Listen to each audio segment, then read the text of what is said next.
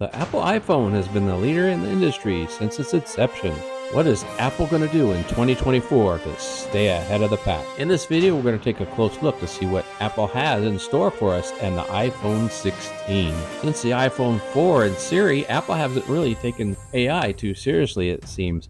Although they did tell us that they revamped Siri from the ground up a few phones ago, but what are they going to do this year? Are they going to give us another phone size increase like they did the iPhone 5? Are there any additional hardware changes planned this year? One of their biggest changes was when they went from the 32 pin to the nice lightning cable, and now recently they went from lightning cable to USB-C.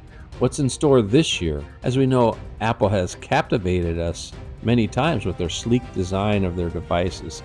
The beauty and precision that they put in these things is truly second to none, which came more evident when they added a plus size to their inventory, which really took off in popularity. And even when Apple came in late to removing the home button, their popularity still surpassed those of the competitors. And even though the notch was not very popular, it still took off.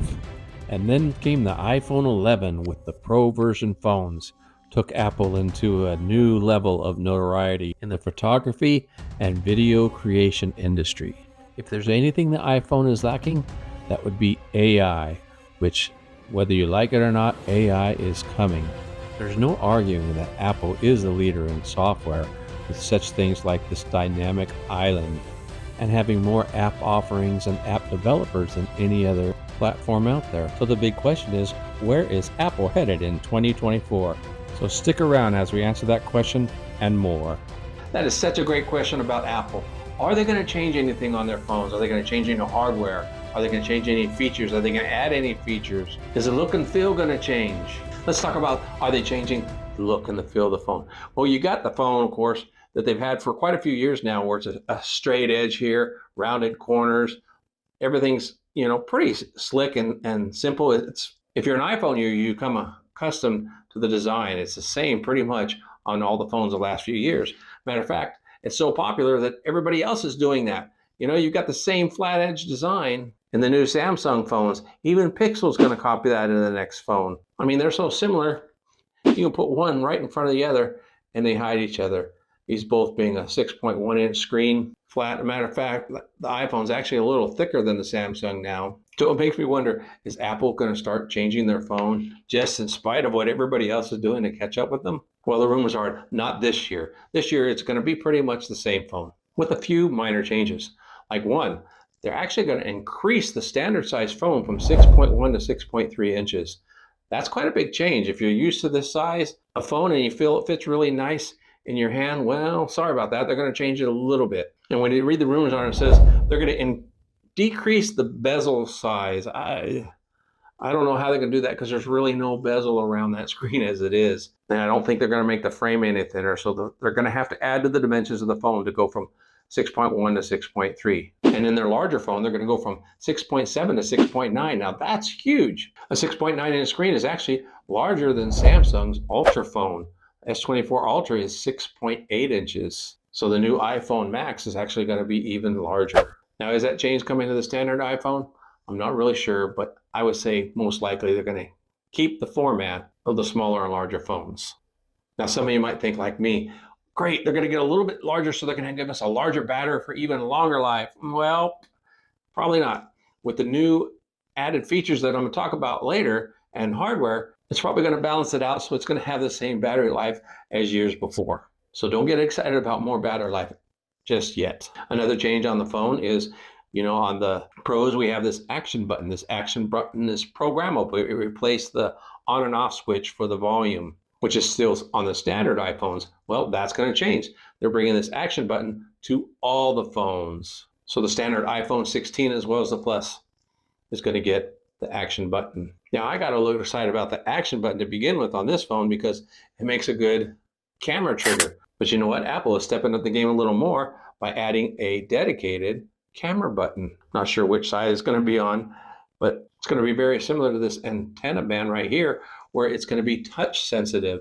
In other words, you can pressure touch it and it'll freeze the shutter or the focus just like you get on a DSLR. And it's also going to be touch gesture sensitive, so you can actually zoom in and zoom out or use it for focusing on your subjects. So no, that's really up in the game. So if there's anybody out there that thinks that Apple has already done all they can they do any more on the camera features? Well, they're proving it now. I think a dedicated camera button is an excellent idea. Now, talking about the cameras, on the standard phone, they're going to go back to the vertical lineup of the two cameras. Right now, it's horizontal on their standard version. They're going to go vertical. And apparently, it's so that it can take better videos for their Vision Pro goggles. Well, that's hard for me to wrap my mind around. You know, their most economical phone, their standard phone, they're setting it up to take better videos for their most expensive device, that Vision Pro. I don't quite get that, but I'm sure Apple knows better than me. The iPhone 11 and 12 also had it vertical, but they had it on this square platform like you see on the Pros and the current iPhone 15. They're going to change that to a pill shape base, very similar to what Samsung used to do before they got rid of the little protector around it. Now, unfortunately, Apple is still staying just with the two camera system on their standard iPhone, which I've always hated because I think it put them behind the other manufacturer by not having a dedicated zoom lens. However, one of the features that they're adding to the phone is supposed to help with that, and we'll talk about that in a little bit. So one of the new hardware upgrades that they're going to do to the phone, of course, is the chip. You know, in the last couple of years, they changed the way they did the chip. They put last year's Pro model in the current year's standard phone.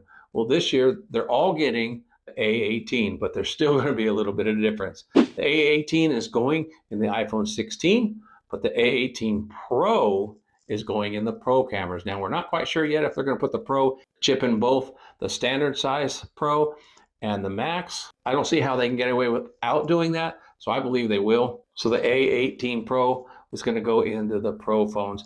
Now, I did hear one rumor, and I hope it's true, that the standard iPhone is going to get the 5x zoom lens, just like its big brother, the Max, closing the gap between the differences between the two, which I think they should, because you shouldn't be penalized because you have a smaller hand and lose a bunch of features because of that. Because not everybody can wield that massive phone, especially when they're going to go to 6.9 inches this year. I'm sure they'll have different features in the Max to push the enthusiasts to the phone. Just don't know what those are yet. For me, just the larger size is enough.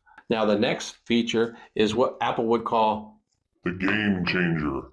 Well, this time it's going to be AI. Now, wait. Before any of you get upset about that, AI, I know there's a lot of people that don't like the idea of AI and hate AI, but you know what? Like Apple always says, they will do it right. AI can be very beneficial. Here's some areas that they're going to do it in. Messaging. You know, already with Samsung, they use AI in their messaging to write texts, write emails, even write essays and papers and take notes. AI can really assist in that. Just at a click of a button, it can check your grammar and help you correct everything. And also it can change your writing style if you want to really give a point a different perspective. You'll have options. Now, another area that Apple is really missed out on is the iPhone is really a world-renowned phone. It's a world traveler phone. So why don't they have good translation built into the phone? Well, with the new AI built into the chip, they're going to be able to do that.